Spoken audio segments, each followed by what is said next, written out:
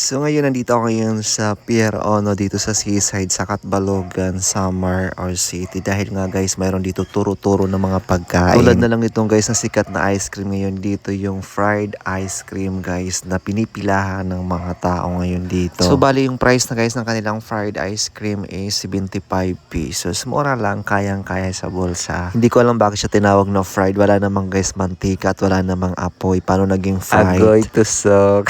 Ang naguluhan ako dito At syempre hindi lang ice cream guys meron dito. Meron din sila ditong Aris Caldo. Ayan, so ang daming pagpipilian mo dito guys. So ang price naman dito 35, 60 to 85. Meron naman dito mga iba't ibang klase rin ng iba pang mga ice cream. Tapos mga fresh guys na mga fruits. Ikaw bahala ka lang anong gusto mong piliin dito. Basta pambili na lang guys ang kulay. Dahil hapon na rin guys. So kung ginawa ko dito na lang pala ako kumain. Nag-order ako dito ng rice na mayroong 4 na siomay at saka mayroon isang long silog. So yung guys ang aking kinain dito. Tapos meron dito nakasabit na mga iba't ibang klase guys ng suso. Ikaw na bahala maglagay ko anong ilalagay mo. May mga pangalan naman siya. Siguro hindi na sila magtatagal dito guys itong street foods dito guys sa Seaside dito sa Catbalogan dahil nga tapos na ang fiesta dito at mawawala na rin ditong carnivals at aalis na rin yan. So sigurado aalis na rin yan sila dito. So habang nandito pa, chance pa natin guys pumunta kayo dito, kumain kayo, enjoy yung buhay. Yun lang guys. Maraming salamat sa panonood. Babush!